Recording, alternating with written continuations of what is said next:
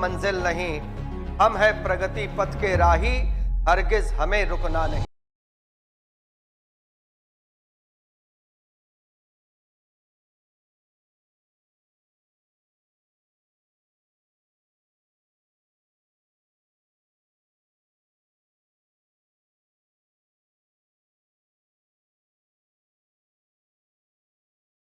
शाम के 8:30 बजे का वक्त हो चुका है और ये वक्त है आप लोग को टॉनिक पिलाने का, साइंस का टॉनिक प्लस।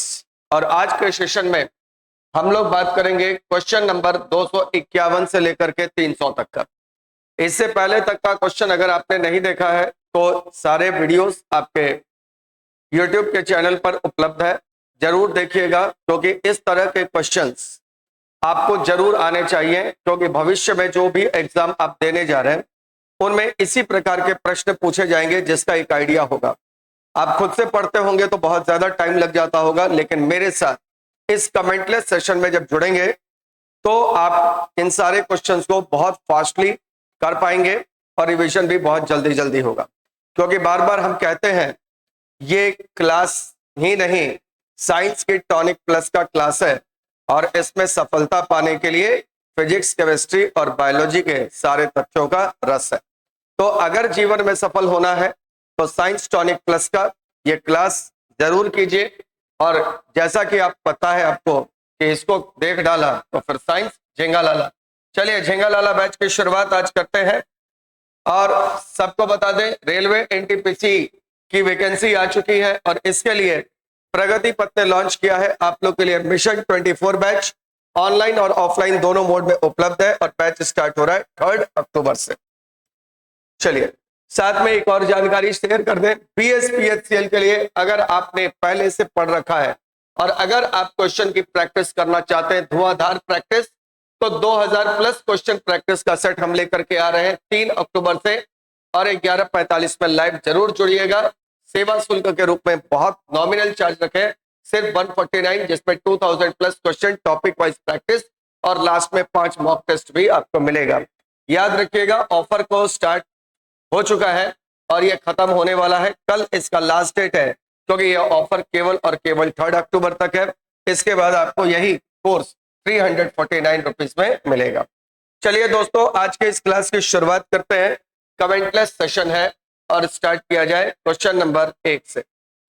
पहला क्वेश्चन है क्वेश्चन नंबर 1, स्टार्ट कर रहे हैं, ध्यान से समझिएगा और फटाफट अंदाज में उत्तर भी आपको देना है, बस आलतू फालतू कमेंट नहीं करना। किसी सामग्री के अपवर्तक सूचकांक को विभिन्न मीडिया में प्रकाश के डैश के सापेक्ष प्रकाश के साथ जोड़ा जा सकता है, चाल, त्वरण, बल और विस्थापन है। देखिए अपवर्तनांक को हम लोग 2 प्रकार से परिभाषित कर सकते हैं, ध्यान से समझिएगा, 2 तरीके से। एक आप कह सकते हैं निर्वात में प्रकाश का वेग, निर्वात में प्रकाश का वेग बटा माध्यम में प्रकाश का वेग। जल्दी से आज के क्लास को शेयर कर दीजिएगा। निर्वात में प्रकाश का वेग बटा माध्यम में प्रकाश का वेग से, नंबर 1। और अगर क्लास पसंद आए तो फिर शेयर भी करना है। और दूसरा परिभाषा है म्यू बराबर निर्वात में प्रकाश का तरंगदैर्घ्य। सीरियस विद्यार्थियों के लिए बैच है, जो एग्जाम के रिजल्ट देने के लिए बिल्कुल सीरियस है, उनके लिए है निर्वात में प्रकाश का तरंगदैर्घ्य बट्टा माध्यम में प्रकाश का तरंगदैर्घ्य। दोनों में से किसी भी तरीके से आप अपवर्तनांक को परिभाषित कर सकते हैं मेरे दोस्त। और यहाँ पर वेग या चाल कर दीजिए, बात एक ही है ना। हालांकि बात तो दोनों अलग अलग है, लेकिन यहाँ परिभाषा के हिसाब से दोनों एक ही है और इसीलिए आंसर हो जाएगा ऑप्शन नंबर ए, चाल। अपवर्तनांक के बारे में जरूर बात याद रखना चाहिए कि ये कैसी राशि है, तो बीमाहीन राशि है और मात्रकहीन भी है। बीमाहीन एवं मात्रकहीन राशि है। बोर्ड पीडीएफ आपको क्लास के बाद मिल जाता है और इस पर 201 से लेकर 450 का पीडीएफ सैटरडे को आपको एक साथ मिल जाएगा। आप उसका प्रिंट निकाल लीजिएगा, इसका प्रिंट कराना नहीं है। अपवर्तनांक का मान सबसे कम किसका होता है, तो मिनिमम याद रखिएगा वैक्यूम यानी निर्वात का होता है, कितना होता है 1। और मैक्सिमम किसका होता है, तो अधिकतम होता है डायमंड का, और डायमंड का कितना होता है, तो 2.42। आइए अगले क्वेश्चन की ओर बढ़ते हैं। क्वेश्चन नंबर 2 है, सेल्सियस तापमान और फ़ारेनहाइट तापमान में संबंध क्या है? आप सबको पता है कि C/5 बराबर होता है F-32/9। ये सारा सवाल आप लोग के लिए लॉलीपॉप है। 9C/5 + 32 बराबर F, ये रिलेशन आंसर हो जाएगा 9/5C + 32। 9C/5 + 32। नेक्स्ट क्वेश्चन, मानव शरीर में क्वेश्चन देखेंगे किस भाग में बिल्ली उपस्थित होता है? देखो, बिल्ली उंगली नुमा संरचनाएं होती हैं, इस प्रकार से उंगली नुमा संरचना को बिल्ली कहते हैं। और ये बिल्ली का काम क्या होता है? सरफेस एरिया को बढ़ाना, यानी पृष्ठ क्षेत्रफल बढ़ाना, पृष्ठ क्षेत्रफल बढ़ाना। और इससे लाभ क्या होता है? अवशोषण अधिक मात्रा में होता है। तो आप अच्छे से अगर लिखना चाहें तो ये लिख सकते हैं, बिल्ली का काम क्या होता है? तो पाचित भोजन के अवशोषण के लिए, पचे हुए भोजन के अवशोषण के लिए, पाचित भोजन के अवशोषण को प्रभावी बनाने के लिए, पृष्ठ क्षेत्रफल अधिक रखना होता है, अधिक किया जाता है। और इसी के लिए हमारी छोटी आंत में भोजन का अवशोषण होता है, इसलिए आंसर हो जाएगा ऑप्शन नंबर डी, छोटी आंत। क्वेश्चन पूछा, बिल्ली कहां उपस्थित होता है? पाचित भोजन के अवशोषण को प्रभावी यानी अधिक से अधिक अवशोषण हो, इसके लिए पृष्ठ क्षेत्रफल बढ़ाना होगा। और पाचित भोजन का अवशोषण छोटी आंत में होता है, इसलिए आंसर होगा 53 का ऑप्शन नंबर 4। अगला क्वेश्चन, क्वेश्चन नंबर 54 है, निम्नलिखित में से कौन सी धातु सिल्वर से कम अभिक्रियाशील होती है? क्रियाशीलता श्रेणी अभी तक आप सब लोग को बिल्कुल याद हो गया होगा। हाइड्रोजन के बाद का अगर हम लिखें, हाइड्रोजन के पहले वाला आपको पता है, पोटेशियम से शुरू होते हुए सोडियम, मैग्नीशियम, एल्यूमिनियम, है ना, ये सब होते हुए। तो हाइड्रोजन के नीचे अगर आएंगे तो हाइड्रोजन के नीचे कॉपर है, कॉपर के नीचे मरकरी है, मरकरी के नीचे सिल्वर है, और सिल्वर के नीचे बैठा हुआ दोस्त मेरे गोल्ड है। दाम में गोल्ड तो महंगा होता है, लेकिन रिएक्टिविटी सीरीज में गोल्ड नीचे है, और गोल्ड के भी नीचे कौन है? तो प्लेटिनम है। क्वेश्चन पूछा कि सिल्वर से कम अभिक्रियाशील कौन होगा? तो सिल्वर से कम अभिक्रियाशील में गोल्ड होगा, आंसर हो जाएगा option number C, gold, aurum. Silver से कम अभिक्रियाशील हो गया गोल्ड। अगला क्वेश्चन है, ये क्वेश्चन नंबर नेक्स्ट है, डैश एक भौतिक राशि है जिसकी इकाई वोल्ट बटे एम्पियर है। जल्दी से जवाब आप सब दे सकते हैं। आप लोग जानते हैं V बराबर IR होता है, तो I बराबर R बराबर हो जाएगा V बटे I। V का हो गया वोल्ट और I का हो गया एम्पियर, और वोल्ट बटा एम्पियर आप देख रहे हैं किसका मात्रक हो गया? तो प्रतिरोध का। आंसर हो जाएगा विकल्प नंबर 4, प्रतिरोध। अगला क्वेश्चन, क्वेश्चन नंबर है नेक्स्ट, यदि अनुप्रस्थ काट क्षेत्र को स्थिर रखकर हम एक तांबे की तार की लंबाई को 2 गुना करते हैं तो इसका प्रतिरोध डैश गुना हो जाएगा? R बराबर होता है ρL/A।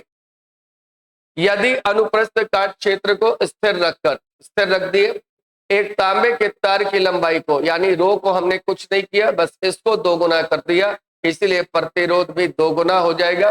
विकल्प नंबर 4 सही आंसर। अगला क्वेश्चन, क्वेश्चन नंबर नेक्स्ट है, निम्नलिखित आरेख में से, क्वेश्चन देखेंगे, क्वेश्चन है निम्नलिखित आरेखों में से कौन सा मानव उत्सर्जन में मूत्र वाहिनी, नीली रेखाओं के रूप में मूत्र वाहिनी दिखाया गया, और मूत्राशय, ये वाला नीचे जो है बॉल ब्लैडर जैसा स्ट्रक्चर मूत्राशय की स्थिति को दर्शाया गया है। आप ये जानते हैं कि ये हमारा जो है किडनी होता है, किडनी है ना, ब्रेक, और यहां से एक नली निकलती है जिसको यूरेटर यानी मूत्र वाहिनी नली कहा जाता है। और ये जो मूत्र वाहिनी नली होती है, ये कहाँ खुलती है आपको पता है? तो ये जो मूत्र वाहिनी नली होती है, इसी प्रकार से एक ब्रेक यहां से भी और यहां से भी इसी प्रकार का ये पाइप आता है, इसी प्रकार से ये पाइप आता है, ठीक है। इसी प्रकार से यहां से ये ब्रेक है हमारा, और ये यहां से ये एक पाइप आता है इस प्रकार से, और ये हमारा खुलता है जाकर के मूत्राशय में, और ये होता है मूत्र मार्ग। ये हो गया मूत्र मार्ग यानी यूरेथ्रा इंग्लिश में बोले तो, ये हो गया मूत्राशय यानी यूरिनरी ब्लैडर, ठीक है। ये हो गया यूरेटर यानी मूत्र वाहिनी, और यहां से इस प्रकार का स्ट्रक्चर, और ये हमारा वृक्क हो गया यानी किडनी हो गया। अब ठीक ऐसा स्ट्रक्चर आपको चित्र नंबर 1 में दिख रहा है, आंसर हो जाएगा ये वाला ऑप्शन, आंसर हो गया। ये वाले में देखो किनारे की तरफ है इसलिए ये नहीं होगा, और यहाँ तो ये दोनों ज्वाइंट हो गया, ये भी नहीं होगा, यहाँ दोनों मिलकर एक बन जा रहा है, ये भी नहीं होगा। आंसर होगा विकल्प नंबर चौथा। अगला क्वेश्चन आइए, क्वेश्चन नंबर नेक्स्ट है, ध्यान देंगे। 10 ओम प्रतिरोध के एक तार पर विचार करें। यदि उसी सामग्री का एक और तार है जिसकी लंबाई पिछले वाले के समान है लेकिन अनुप्रस्थ काट का क्षेत्रफल 2 गुना है। सेम क्वेश्चन, R बराबर रो एल बाई है। ट्रेंड फॉलो करो, देखो एग्जाम कैसे क्वेश्चन पूछ रहा है। कहता है उसी सामग्री का एक और तार है, यानी रो सेम है, जिसकी लंबाई पिछले वाले के समान है, यानी लंबाई समान है, लेकिन अनुप्रस्थ काट का क्षेत्रफल 2 गुना है। तो ये 2 गुना कर दिया, तो ये 2 गुना मतलब प्रतिरोध कितना हो गया, तो प्रतिरोध हो गया हमारा कितना, आधा। तो 10 था हमारा और 10 का आधा कर दो तो आंसर हो जाएगा 5 ओम। विकल्प नंबर दूसरा आंसर हो गया बी नंबर 5 ओम। अगले क्वेश्चन पे आते हैं, क्वेश्चन नंबर नेक्स्ट। कहता है यदि किसी वस्तु का दाब बढ़ाने पर वस्तु का आयतन डैश है और फिर उसका घनत्व डैश। देखो यदि किसी वस्तु पर हम दाब बढ़ाएंगे तो आपको पता है कि अगर मान लो ये कोई वस्तु है और इस वस्तु पर हमने क्या किया, प्रेशर को बढ़ाया, प्रेशर को बढ़ाया, तो प्रेशर को बढ़ाने पे क्या होगा, ये पास आएगा, इसका मतलब वॉल्यूम घटेगा, आयतन घटेगा। और हम लोग जानते हैं डेंसिटी बराबर होता है मास बाई वॉल्यूम। डेंसिटी बराबर होता है मास बटा वॉल्यूम, यानी द्रव्यमान बटा आयतन। द्रव्यमान बटा आयतन। जब ऊपर से प्रेशर लगाएंगे वॉल्यूम तो कम होगा लेकिन मास चेंज नहीं करेगा, द्रव्यमान चेंज नहीं करेगा। अगर आयतन कम हो जाएगा तो घनत्व क्या होगा, बढ़ जाएगा। आंसर होगा आयतन घटता है और घनत्व बढ़ता है। विकल्प नंबर तीसरा आंसर होगा। एक बात मेरा सुन लो, कभी भी हार मत मानना मेरे दोस्त, कभी भी हार मत मानना मेरे दोस्त, चाहे कितना भी वक्त लग जाए, क्योंकि तुम फ्यूचर बना रहे हो, मैगी नहीं कि 2 मिनट में बन जाएगा। इसीलिए वक्त देना है। अगर अपने जिंदगी को संवारना है, अगर अपने फ्यूचर को ब्राइट करना है, कैरियर को सही दिशा देनी है, तो आपको समय देना होगा। अगर समय नहीं दीजिएगा तो फिर आप भटकते रह जाइएगा। इसीलिए पढ़ाई लिखाई में बिल्कुल जम के मेहनत करना है, इस बात को हमेशा दिमाग में सेट करके रखना है। आगे आ जाइए अगले क्वेश्चन की ओर।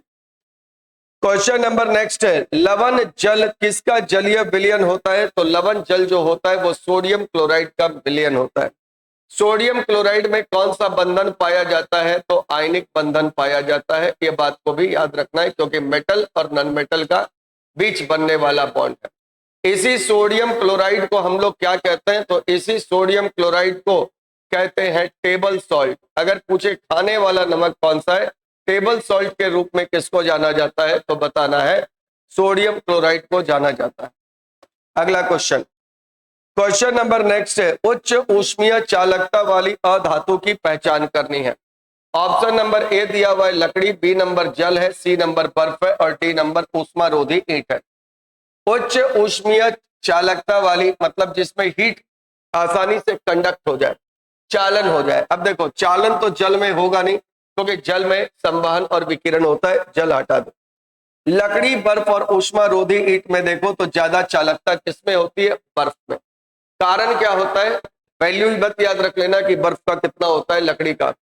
बर्फ का इसीलिए ऊष्मीय चालकता अच्छा होता है क्योंकि इसमें जो जल के अणु होते हैं वो सिस्टमैटिक तरीके से मतलब सुव्यवस्थित होते हैं।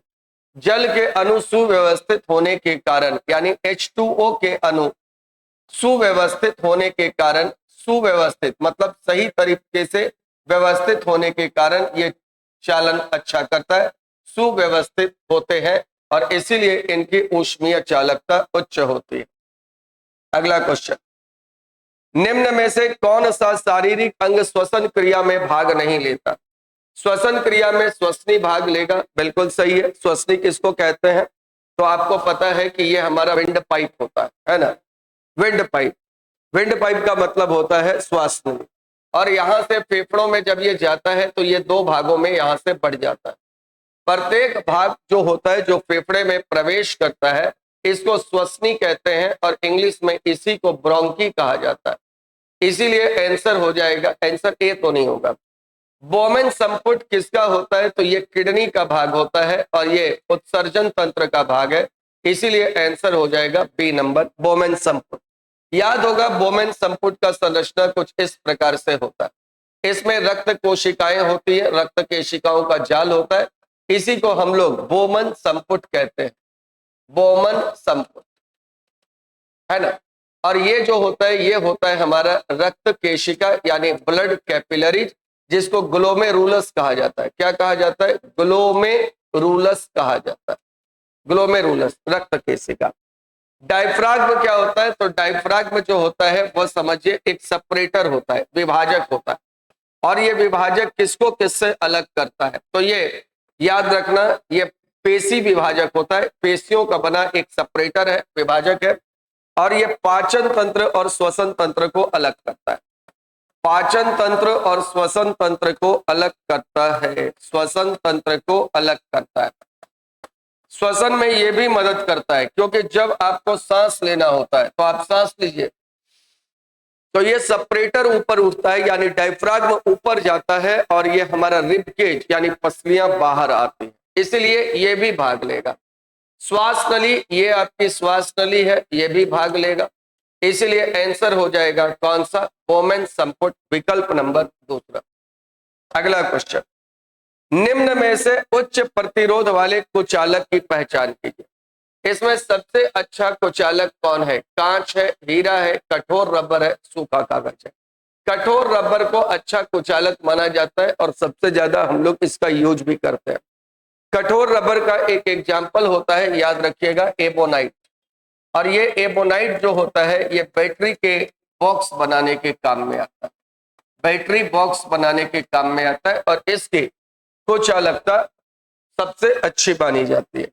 अगला क्वेश्चन, क्वेश्चन नंबर नेक्स्ट है, 2 एम्पियर धारावाही 5 ओम के प्रतिरोधक में अपव्ययी शक्ति कितनी होगी? शक्ति का मान निकालना है, P बराबर B इंटू आई फॉर्मूला होता है एक, दूसरा फॉर्मूला होता है I स्क्वायर R और तीसरा फॉर्मूला होता है B स्क्वायर बाई R। यहां पर आपको करंट और रेजिस्टेंस दिया हुआ है तो ये फॉर्मूला यूज करेंगे, 2 का स्क्वायर इंटू 5 और आंसर हो जाएगा ऑप्शन नंबर 4 20 वाट। अगला क्वेश्चन, क्वेश्चन नंबर नेक्स्ट देखेंगे, 2 प्रतिरोधक जिसमें से एक 10 ओम और एक 15 ओम एक दूसरे के समानांतर क्रम में जुड़े हुए हैं। ध्यान देना, ये तुम्हारा 10 ओम और एक 15 ओम का प्रतिरोधक है, इसको आपने पैरेलल में जोड़ दिया। ये 10 ओम और 15 ओम का प्रतिरोधक पैरेलल में जोड़ दिया, एक दूसरे से समानांतर क्रम से संयोजन में जुड़े हैं। यह संयोजन 24 ओम के प्रतिरोधक और 12 वोल्ट बैटरी के साथ श्रेणी क्रम में, तो एक 24 ओम का प्रतिरोधक श्रेणी में लगा दो और इसी के साथ एक 12 वोल्ट की बैटरी भी श्रेणी में लगा दो। 12 वोल्ट की बैटरी ये श्रेणी में लग गया, ठीक है, ये 12 वोल्ट की हमने बैटरी श्रेणी में लगा दी। अब क्वेश्चन क्या पूछा? 15 ओम के प्रतिरोधक में धारा का मान कितना है, इसमें करंट का मान निकालना है। देखो कैसे आसानी से निकालें, पहले टोटल करंट निकाल लेते हैं। देखो ये 10 और 5 पैरेलल में है, तो 10 और 5 पैरेलल में है तो इसका समतुल्य निकालो, तो 10 गुना 15 बटा 10 प्लस 15, दोनों का गुना बटा दोनों का जोड़, तो 150 बटा 25 का मतलब ये हो गया 6 ओम। ये 6 ओम और 24 ओम सीरीज में है, किसमें है? सीरीज में। क्वेश्चन में कहा ही था, तो 6 ओम और 24 ओम मिलाकर के सीरीज में बन गए 30 ओम। करंट का मान निकालना है, I बराबर B बाई R। एक बार करंट पूरा निकाल लेते हैं, तो वोल्टेज का वैल्यू आपको 12 है और रेजिस्टेंस दिया हुआ है 30, तो ये हो गया 2 बट्टा 5 एम्पियर, ये हो गया आपका टोटल करंट। ये 2 बट्टा 5 एम्पियर का करंट यहां से चलेगा, ध्यान देना भाई मेरे, कहां से चलेगा? तो ये 2 बट्टा 5 एम्पियर का करंट यहां से चला। ये 2 बट्टा 5 एम्पियर का करंट जब यहां से चलेगा तो इन दोनों में आपको बताना है करंट। किस में? 15 ओम में। देखो बहुत सिंपल है, 2/5 एम्पियर पहले टोटल करंट लिख दो, ठीक है।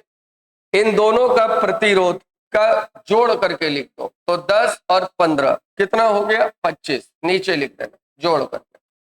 पहले टोटल करंट लिख दिए 2/5, दोनों रेजिस्टेंस को जोड़ दो 25। किसका ने निकालना है? 15 का, तो 15 वाला मत लिखना, 10 वाला लिखना। अगर 15 वाले का निकालना है तो 10 वाला लिखना, और 10 वाला निकालना है तो 15 वाले का लिखना। पैरेलल में ऐसा ही करना, सीरीज में तो कोई बात नहीं, करंट सेम होता है। यहां से सॉल्व करोगे तो ये 5 दूना हो जाएगा 10, 2 दूना 4, और 4/25 का मतलब 0.16 एम्पियर हो गया। 0.16 एम्पियर का मतलब विकल्प नंबर चौथा आंसर हो।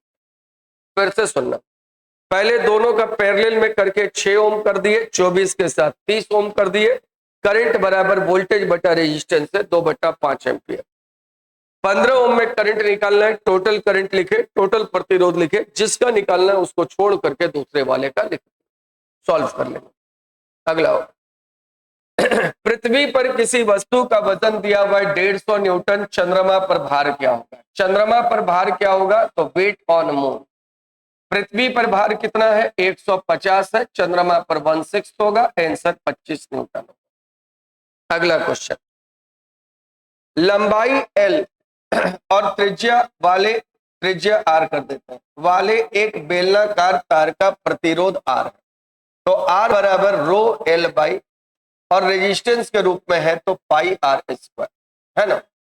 नहीं तो A लिखते, अगर रेडियस के रूप में है इसीलिए लिखे, अगर एरिया के रूप में होता अनुप्रस्थ काट के क्षेत्रफल के रूप में तो A लिखते, लेकिन क्योंकि रेडियस के रूप में है तो यहां पाई R स्क्वायर लिखे, ठीक है। अब कहता है इसी पदार्थ से बने दूसरे तार, तो रो सेम, जिसकी लंबाई आधी है तो लंबाई को कर दो आधा भाई मेरे, और त्रिज्या है 2 गुनी तो 2 गुना कर दो, 2 का स्क्वायर, क्योंकि पाई तो कांस्टेंट है। इसको सॉल्व करोगे तो 1/8 हो जाएगा, यानी रेजिस्टेंस की वैल्यू हो गई R/8। आंसर हो जाएगा विकल्प नंबर 4। अगला आ जाओ, रेलवे का एनटीपीसी का टेस्ट सीरीज चल रहा है, हर संडे को टेस्ट होता है, टेस्ट 3:30 बजे से होता है, और इसका डिस्कशन 5 बजे होता है। आप सेंटर पे आकर के टेस्ट दे सकते हैं और डिस्कशन आप ऑनलाइन भी कर सकते हैं। आइए अगले क्वेश्चन, क्वेश्चन नंबर है नेक्स्ट, निम्नलिखित में से कौन सा एक बीज जनित रोग नहीं है? देखो ये क्वेश्चन घूमता भी है, कौन सा एक बीज जनित रोग नहीं है? एक दिया हुआ है आपको red rot of sugar cane, यानी गन्ने की लाल सड़न रोग। दूसरा दिया हुआ है शीथ रॉट ऑन राइस, चावल के आवरण का सड़ना। तीसरा है पोटैटो मोजेक, आलू की किरमरी रोग। और मोल्टिंग ऑफ व्हीट, यानी गेहूं का आवरण छोड़ना। पूछ रहा है कौन सा एक बीज जनित रोग नहीं है? बीज जनित रोग कौन नहीं है? पोटैटो मोजाइक, क्योंकि ये कैसे होता है? वायरस से। आ जाओ अगला क्वेश्चन, 50 किलोग्राम द्रव्यमान वाला एक लड़का 10 सेकंड में 40 सीढ़ियां चढ़ता, जिनमें प्रत्येक की ऊंचाई 16 सेंटीमीटर है। शक्ति निकालना। शक्ति निकालने के लिए सीढ़ी चढ़ना, पानी उठाने का केस mgh/t। मास कितना दिया हुआ है? 50 किलोग्राम। जी की वैल्यू 10 लेनी है। ऊंचाई कितनी? 16 सेंटीमीटर ऊंचाई की 100 सीढ़ी, तो 16 को मीटर में बदल दो। 16 को मीटर में बदलेंगे तो 0.16, और 40 सीढ़ी तो 40 गुना कर देना, ये टोटल हाइट निकल गया। एक सीढ़ी की ऊंचाई गुना 40 सीढ़ी, सीढ़ी की ऊंचाई मीटर में, और डिवाइडेड बाय टाइम। टाइम कितना है? 10 सेकंड। अब देखो, सबसे पहले इस पॉइंट को इस 2 जीरो से काटो, और इस 10 को इस 40 से 4 बार में काटो। 16 बचे 80 हो गया, 80 चके 320 हो गया, आंसर हो गया 320 वाट, यानी ऑप्शन नंबर हो गया आपका दूसरा 70। द्वितीय श्रेणी उत्तोलक में और आयास और भार इस प्रकार चलते हैं। द्वितीय श्रेणी उत्तोलक का एक एग्जाम्पल सबसे फेमस होता है आपका क्या चीज? तो सबसे अच्छा एग्जाम्पल होता है इसका नींबू निचोड़ने वाला मशीन। देखो अब ये जो नींबू निचोड़ने वाली मशीन है इसको हम लोग बनाते हैं, ये इस प्रकार से और ये नींबू निचोड़ने वाली मशीन का ये ऊपर से ये ढक्कन, और यहाँ पर ये नींबू रखा। अब देखो, जब आप इस पर बल लगाते हो नीचे की ओर, तो ये लोड पर भी बल लगता है, नींबू ये भी चलता है नीचे की। यानी कि द्वितीय श्रेणी उत्तोलक में आयास और भार क्या होता है, एक ही दिशा में चलते हैं। आयास और भार दोनों एक ही दिशा में चला, आपने इस पे बल नीचे लगाया, इस पे भी बल नीचे लगा। याद रखना, यही बात तृतीय श्रेणी के उत्तोलक के लिए भी है, इसीलिए हम क्वेश्चन में ही कर दे रहे हैं। द्वितीय एवं तृतीय श्रेणी उत्तोलक में आयास और भार दोनों एक ही दिशा में चलते हैं। प्रथम श्रेणी के उत्तोलक में, प्रथम श्रेणी का उत्तोलक में क्या होता है कि विपरीत दिशा में चलता है। देख लो कैसे चलता है। प्रथम श्रेणी उत्तोलक में आयास और भार विपरीत दिशा में चलते हैं। प्रथम श्रेणी के उत्तोलक में आपका ये जो है फलक्रम, जिसको आलंब कहते हो, वो बीच में होता है। मान लो यहां पर कोई वस्तु है, आपने बल लगाया ऐसे, ये उठा ऐसे, तो आपके आयास और भार का मूवमेंट एक दूसरे के विपरीत होता, इसीलिए प्रथम श्रेणी उत्तोलक। तृतीय श्रेणी के उत्तोलक का कोई एग्जाम्पल ले लो, जैसे मान लो मनुष्य कहा। अब इसमें अगर हम इससे बल ऊपर लगाएंगे तो वस्तु भी ऊपर जाएगी, इसीलिए तृतीय श्रेणी में भी हम बताए आयास और भार एक ही दिशा में चलते।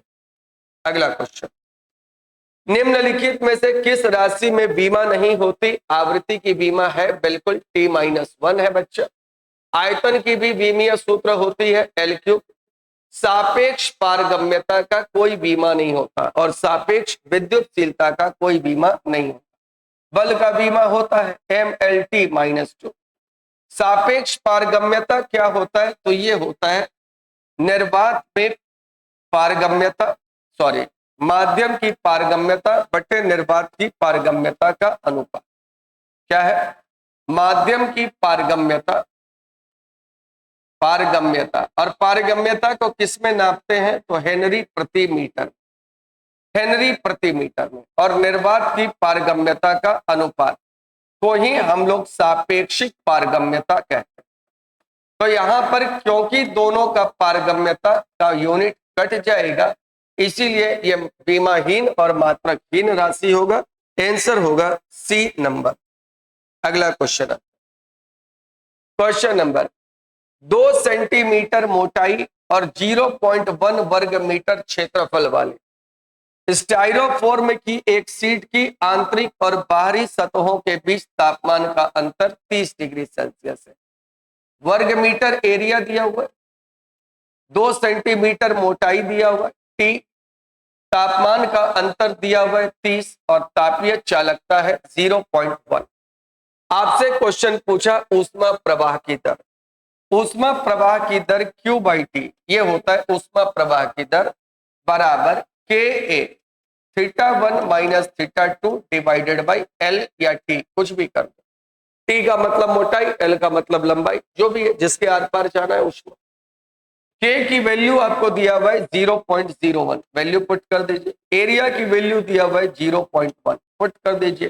तापमान में अंतर दिया हुआ है 30, पुट कर दीजिए। और मोटाई दिया हुआ है 2 सेंटीमीटर, 0.02 हो गया भाई। अब यहां से ये 0.02 वाली कहानी और ये 0.01 वाली कहानी खत्म हो गई। 2 30 को 15 बार में काटा और 15 0.1 से गुना होके 1.5 वाट हो गया, या जूल पर सेकंड हो गया। आंसर हो जाएगा डी नंबर। या तो वाट कह दीजिए, नहीं तो जूल पर सेकंड कह दीजिए। आंसर हो गया विकल्प नंबर चौथा। अगला क्वेश्चन, कुत्ते के काटने से रेबीज होता है, स्कर्वी विटामिन सी की कमी से होता है, इन्फ्लुएंजा वायरस का इन्फेक्शन है, और कैंसर कार्सिनोजेनिक मटेरियल से होता है। यानी कैंसर उत्पन्न करने वाले पदार्थ, चाहे वो रेडिएशन हो, चाहे वो तंबाकू, है ना।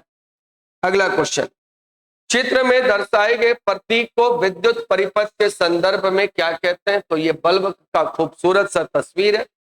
प्लग की में याद रखिएगा, इसका संकेत एक बंद प्लग की और एक खुला प्लग की। ये जस्ट लाइक एक स्विच होता है। अगर ये खुला दिखाया जाता है तो ब्रैकेट के साथ अंदर में कुछ नहीं होता, और अगर ये बंद दिखाया जाता है तो ब्रैकेट के साथ अंदर में एक डॉट बना होगा, ये बंद का होगा। ये खुला प्लग की, ये बंद प्लग की। प्रतिरोध का संकेत आप सबको मालूम है, ऐसे दिखाएंगे, और बैटरी के लिए संकेत इस तरीके का यूज होता है। तो मेरे रिजल्ट देने वाले विद्यार्थियों, क्लास को सीरियसली लें। आयतन विस्तार के उच्चतम गुणांक वाली सामग्री को पहचाने, मतलब जिसमें तापमान में परिवर्तन से आयतन सबसे ज्यादा बदलता हो। पीतल है, रबड़ है, पारा है, लोहा है। सबसे ज्यादा आयतन परिवर्तन किसका होगा? रबर। आंसर होगा बी नंबर। अगला क्वेश्चन, आधुनिक मानव का वैज्ञानिक नाम क्या है? होमो सेपियंस। सबसे पहला जो आदमी था उसको कहा गया, मोटा मोटी मूल नाम याद रखना है, ऑस्ट्रेलोपिथिकस। ऑस्ट्रेलोपिथिकस सबसे पहला। इसके बाद आया होमो हैबिलिस। कौन आया? Homo habilis. होमो हैबिलिस आया। उसके बाद आया कौन? डेवलपमेंट हुआ तो होमो इरेक्टस, है ना, होमो हैबिलिस। इसके बाद आया होमो इरेक्टस। इसके बाद कौन आया? इसके बाद आया होमो निएंडरथैलिस। निएंडरथैलिस। और इसके बाद कौन आया? इसके बाद हम लोग का अवतार हुआ, we the great human, homo sapiens. इसके बाद आ गए हम लोग, होमो सेपियंस। तो मोटा मोटी तौर पर सबसे पहले ऑस्ट्रेलोपिथिकस, फिर होमो हैबिलिस, फिर होमो इरेक्टस, फिर होमो निएंडरथैलिस, और फिर होमो सेपियंस। आंसर हो गया बी नंबर, होमो सेपियंस आधुनिक मानव यही है। सबसे उपयुक्त विकल्प के साथ रिक्त स्थान भरे। एक ध्वनि का तारत्व उसके आवृत्ति पर निर्भर करता है। तारत्व का मतलब होता है आवाज का पतला या मोटा। लड़की का आवाज पतला होता है क्योंकि तारत्व यानी अधिक होता है, आवृत्ति अधिक होती है। मतलब अगर आवृत्ति अधिक है तो इसका मतलब तारत्व अधिक है और आवाज पतला है। लेकिन अगर आवृत्ति कम है तो तारत्व भी कम होगा और आवाज मोटा होगा। आइए, आयाम पे निर्भर करता है ध्वनि की तीव्रता। ध्वनि की तीव्रता। लय, जिसको अधिस्वरक भी कहा जाता है, अधिस्वरक, और इस पर निर्भर करता है ध्वनि की गुणता यानी कि क्वालिटी। अगला क्वेश्चन आता है, क्वेश्चन नंबर नेक्स्ट। यदि किसी पिंड की गतिज ऊर्जा उसके प्रारंभिक मान का 256 गुना हो जाए तो नया रेखीय संवेग। गतिज ऊर्जा बराबर होता है P का स्क्वायर डिवाइडेड बाई 2m। अब यहां से देखें तो यदि किसी पिंड का, मतलब पिंड का द्रव्यमान चेंज नहीं होना, पिंड वही है और दो कांस्टेंट हैं, यानी संवेग समानुपाती हो गया गतिज ऊर्जा के वर्गमूल का। और आपने गतिज ऊर्जा को कितना किया? 256 गुना किया। 256 का वर्गमूल करेंगे तो 16 गुना होगा दोस्त, प्रारंभिक मान का 16 गुना, 79। भ्रूण को किस विशेष उत्तक की मदद से मां के रक्त से पोषण मिलता है? प्लेसेंटा। और ये कहां होता है? तो ये माता के गर्भाशय में विकसित होता है, एक अंग होता है प्लेसेंटा। इस प्लेसेंटा को बच्चे के नाभि से कनेक्ट करती है गर्भनली, जिसको कहते हैं अम्बलाइकल कॉर्ड। अम्बलाइकल कॉर्ड ये वो नली होती है जो गर्भाशय और बच्चे के नाभि यानी थोड़ी जिसको कहा जाता है उसको कनेक्ट करता है। ये गर्भनाल है और यहीं से पोषक इस ट्यूब के माध्यम से, पेशीय ट्यूब होता है, उसके माध्यम से बच्चे तक आता है। गर्भाशय में भ्रूण पलता है और गर्भाशय ग्रीवा, जिसको सर्विक्स कहा जाता है, ये इसके बारे में आप जानते होंगे कि योनि और गर्भाशय को जोड़ने वाला संकरा मार्ग, योनि और गर्भाशय को जोड़ने वाला संकरा मार्ग सर्विक्स कहलाता है।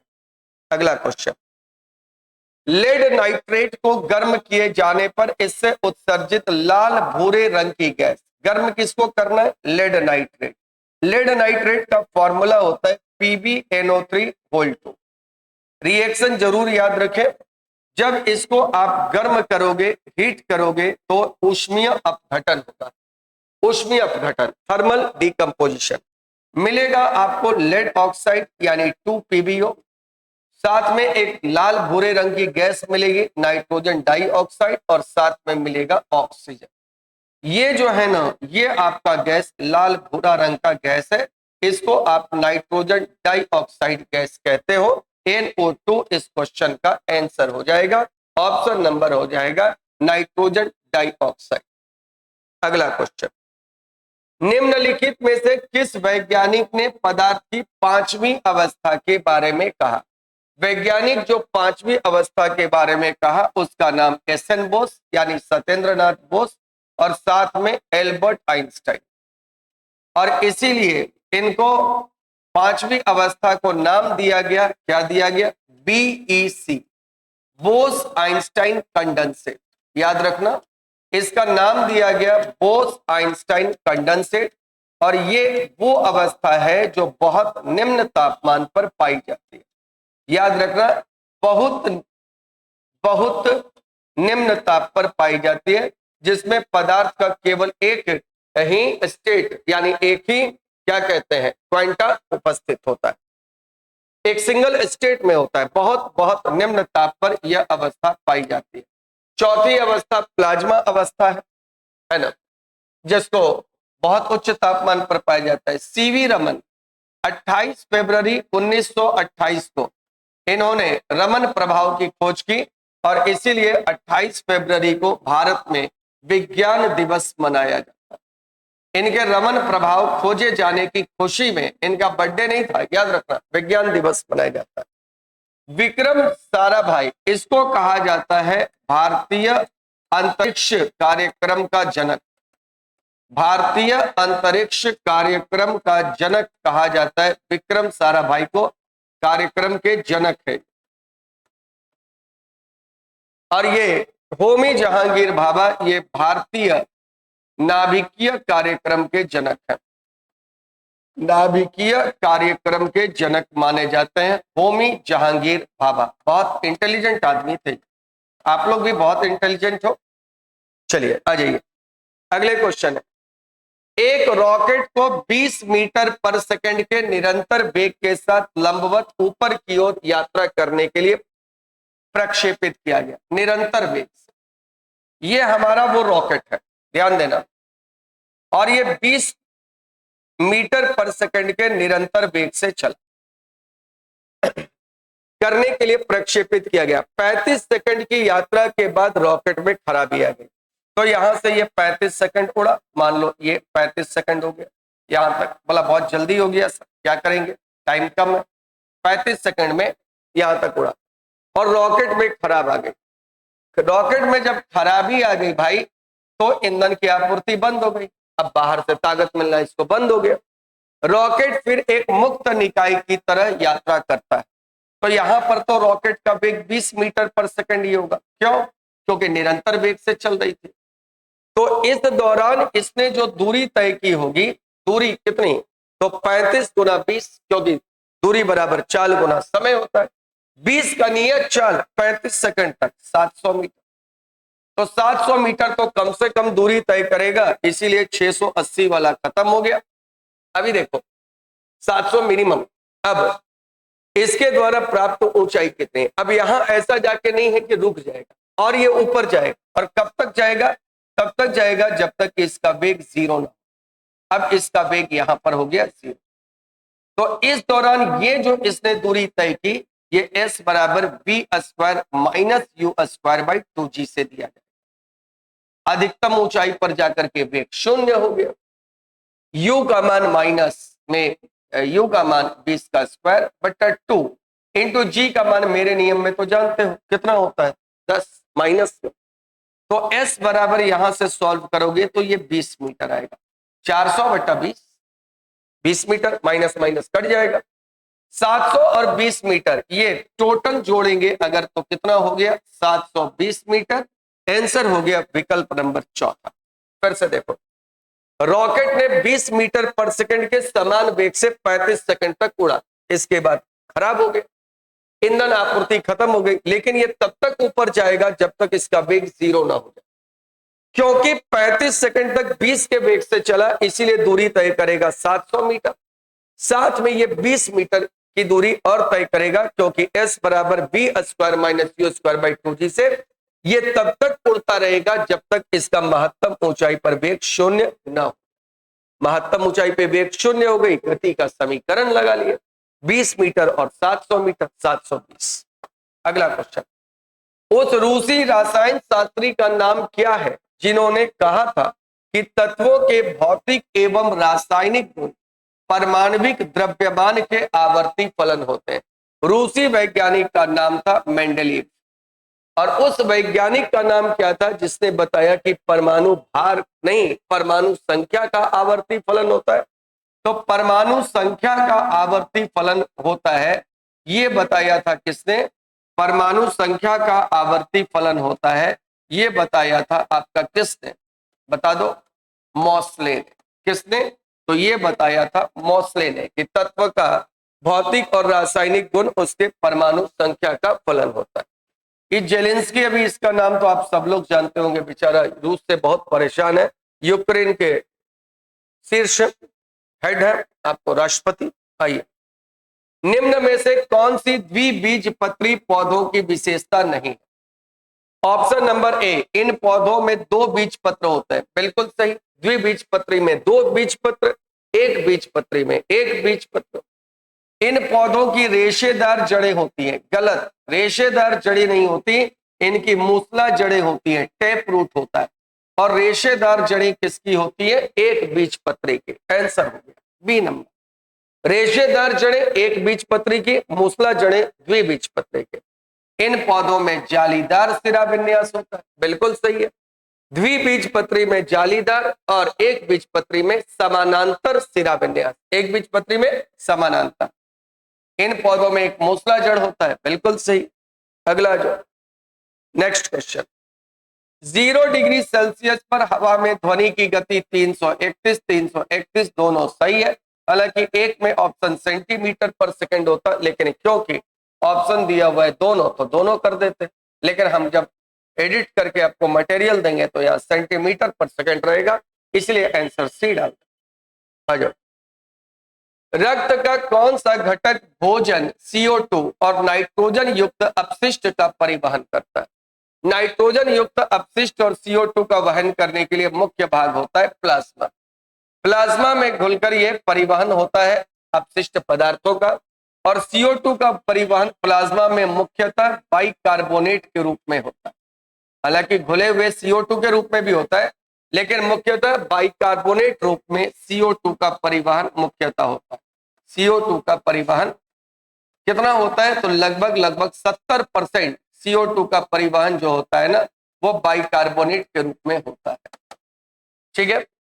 WBC को आप जानते हो क्या होता है? ये होता है शरीर का सिपाही, इम्यूनिटी बढ़ाने के लिए। रक्त बिंबाणु थक्का बनाता है, RBC ऑक्सीजन परिवहन करता है। नेक्स्ट, कौन सा पुलो लोहों की रेलिंग और धातुओं से बनी सभी वस्तुओं को नुकसान पहुंचाएगा? संक्षारण। और संक्षारण जब लोहा में होता है तो इसी को कहते हैं जंग लगना। विकृत गंधिता ये क्या होती है? ये होती है वसा के ऑक्सीकरण से, वसा के ऑक्सीकरण से दुर्गंध जो आती है, ऑक्सीकरण से खाद्य पदार्थों में दुर्गंध, खाद्य पदार्थों से बदबू आना, इसी को विकृत गंदगी गंधिता कहते हैं। बदबू आना, बदबू जो आता है, बदबू आना, निकलना, इसी को कहते हैं रैंसिडिटी अंग्रेजी में, और हिंदी में विकृत गंधिता। अम्लता और अपचयन, अपचयन क्या होता है?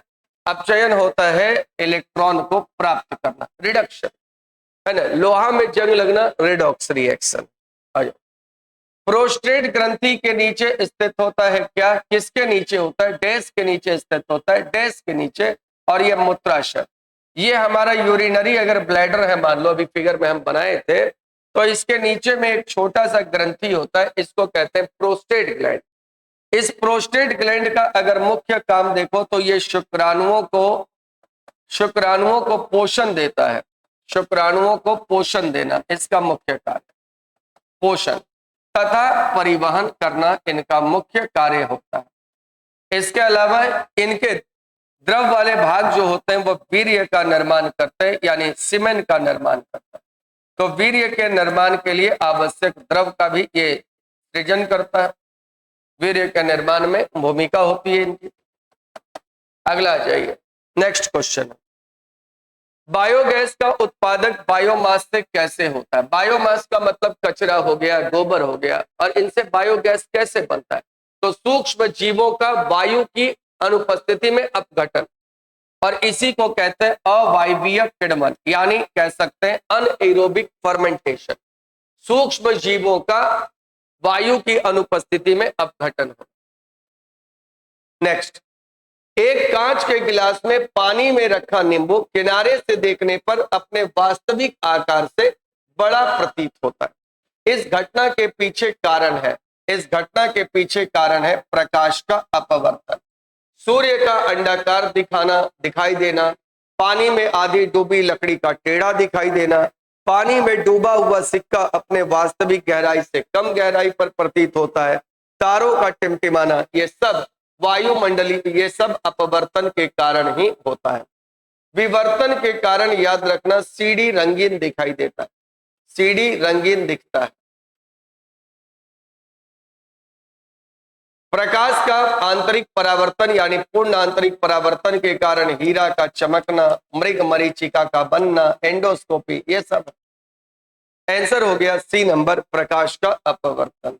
अगला जो, किसी वस्तु की स्थिति या विन्यास पर आधारित ऊर्जा को स्थितिज ऊर्जा कहते हैं। अगर विन्यास स्थिति पर आधारित होता है तो इसको गुरुत्वीय स्थितिज ऊर्जा mgh कहते हैं, और विन्यास यानी स्प्रिंग वगैरह में होता है तो प्रत्यास्थ स्थितिज ऊर्जा होता है, और इसको हाफ kx² से कैलकुलेट किया जाता है। अगला जो, निम्नलिखित में से किस यौगिक में द्विआबंध होता है? द्विआबंध होता है किसमें? एल्कीन में। एल्कीन जो होता है इसमें डबल बॉन्ड होता है। आंसर हो जाएगा option number D, ethylene. Acetylene में आपका ट्रिपल बॉन्ड होगा, मीथेन में सिंगल बॉन्ड, इथेन में भी सिंगल बॉन्ड।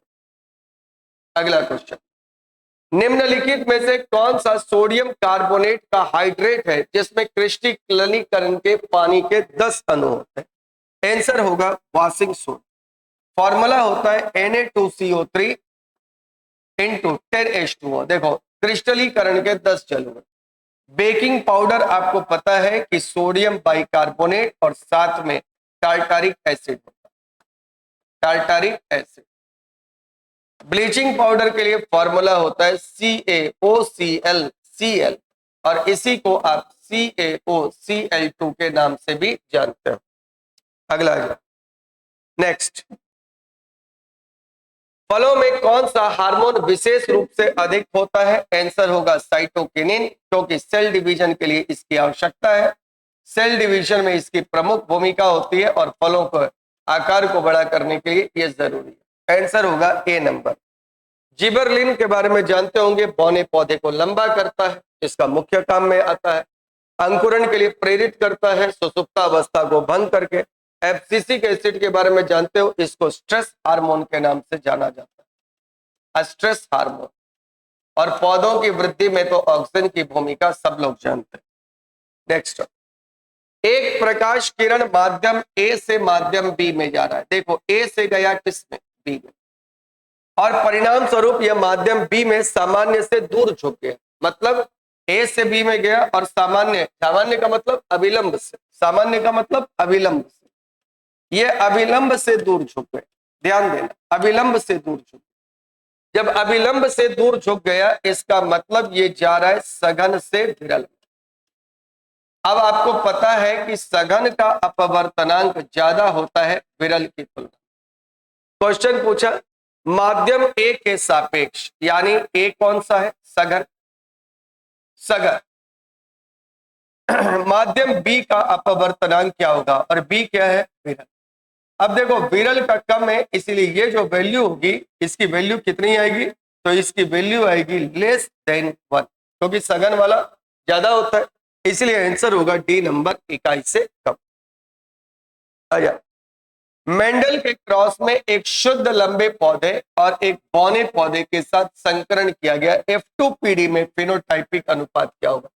F2PD में फिनोटाइपिक अनुपात होगा क्या? 3 लंबा 1 बौना। आंसर हो गया सी नंबर। ये हो गया 3 लंबा हो जाएगा और 1 बौना हो जाएगा। तो 1 3 ना बोल करके 3 1 नहीं बोलना है, सॉरी 1 3 ना बोल करके क्या बोलना है? 3 1, यानी 3 लंबा और 1 बौना। और अगर जीनोटाइपिक अनुपात पूछेगा, फिनोटाइपिक के जगह जीनोटाइपिक अनुपात पूछेगा तो ये 1:1 होगा, 1:2:1। अगला क्वेश्चन, मानव वृक्क द्वारा शरीर में उत्पन्न कौन सा नाइट्रोजनी अपशिष्ट बाहर निकलता है? मानव में नाइट्रोजनी अपशिष्ट के रूप में मेनली होता है यूरिया। अमोनिया कभी नहीं होता, अमोनिया बहुत जहरीला। तो जिसमें अमोनिया है वो ऑप्शन काटो, जिसमें अमोनिया है वो ऑप्शन काटो। आंसर होगा यूरिया और यूरिक एसिड। अगला क्वेश्चन, प्राकृतिक रूप से कितने तत्व पाए जाते हैं? तो प्राकृतिक तत्वों की संख्या पहले 92 थी, अब 94 हो गई। अगला क्वेश्चन, आणविक सूत्र C3H4 वाला एक यौगिक डैश की श्रेणी में आता है? देखो, एक होता है CnH2n+2, ये होता है एल्केन। अब इसमें देखो तो 3 दूना 6, 2 तिया 6 2 8 होना चाहिए, तो ये अल्केन तो नहीं है। दूसरा होता है CnH2n-2, ये होता है अल्केन। अब देखो, इसको होना चाहिए था C3 और 2 तिया 6 2 4, तो C3 और 2 तिया 6 2 4, यानी कि ये हो गया किसमें? तो ये हो गया किसमें? केवल एल्काइन। एल्केन है, केवल अल्केन, अल्काइन, अल्कीन, अल्कीन होना चाहिए, अल्कीन नहीं है ऑप्शन। अच्छा, ये अल्काइन होगा, ये तो 2n ना होगा, ये अल्कीन का, हाँ ये 2n होगा। और CnH2n-2 ये अल्काइन का, तो केवल अल्काइन होगा आंसर। आंसर हो जाएगा केवल एल्काइन, ऑप्शन नंबर 3, है ना। इसमें होता तो C3H6 होता। चल नेक्स्ट और लास्ट, 40 सेंटीमीटर वक्रता त्रिज्या वाले गोलीय दर्पण द्वारा किसी वस्तु का उल्टा तथा आवर्धित प्रतिबिंब प्राप्त करने के लिए वस्तु को कहां रखना चाहिए? देखो, यह है आपका अवतल दर्पण, ये 40 सेंटीमीटर फोकस दूरी है, ये इसका वक्रता केंद्र। इनके बीच एक वस्तु को आपको रखना है। कैसा प्राप्त करना है? उल्टा और बड़ा। उल्टा और बड़ा कब बनता है? अनंत पे रहता है तो छोटा, अनंत बहुत छोटा, अनंत और सी के बीच छोटा, सी पर बराबर, और एफ पर, सी और एफ के बीच में क्या बनता है? बड़ा। तो वस्तु को यहां रखना है। ये 40 है, ये 20 है, तो 20 और 40 के बीच, अवतल दर्पण से 20 सेंटीमीटर और 40 सेंटीमीटर के बीच। उत्तल तो कभी नहीं होगा, उत्तल कभी नहीं होगा, क्योंकि उत्तल दर्पण हमेशा काल्पनिक, सीधा और छोटा प्रतिबिंब बनाता है। उम्मीद करते हैं आज के शानदार और जानदार सेशन में आप लोगों को ढेर सारा लाभ हुआ होगा। टॉनिक आप लोगों ने पिया और धीरे धीरे आप इस टॉनिक को जैसे जैसे पी रहे होंगे, अच्छे से समझ रहे होंगे, वैसे वैसे साइंस में आपका कॉन्फिडेंस भी बढ़ेगा और आप निश्चित रूप से एग्जाम में बेहतर परफॉर्म करेंगे। एक बार फिर से सैटरडे को जब बैठिए, आपको पीडीएफ मिले तो सारे क्वेश्चंस को एक बार फिर से रिवाइज कीजिए। उम्मीद करते हैं कि अगर इसी तरह से रिवीजन का सिलसिला जारी रहा, आपने साइंस टॉनिक प्लस का क्लास लेते रहे, तो निश्चित रूप से आप आने वाले एग्जाम में आप लोग बहुत अच्छा करेंगे। खूब पढ़िए, मन से पढ़िए, और फिर से एक बार बोलेंगे कि मेरे दोस्त याद रखना इस बात को कि वक्त जितना भी लगता है लगने दो अपने फ्यूचर को बनाने के लिए। जितना भी वक्त लग जाए उतना वक्त दे रहा है फ्यूचर बनाने के लिए। 5 मिनट में बनने वाला ये मैगी जैसा चीज नहीं है। आपको जम के मेहनत करना है और निश्चित रूप से लगातार मेहनत करते रहिएगा, तभी आप सफल होइएगा। खूब पढ़िए, मस्त रहिए। जय हिंद, धन्यवाद, गुड नाइट। और चैनल अगर पसंद आए और क्वेश्चन का कंटेंट अच्छा लगे तो फिर शेयर जरूर कीजिएगा।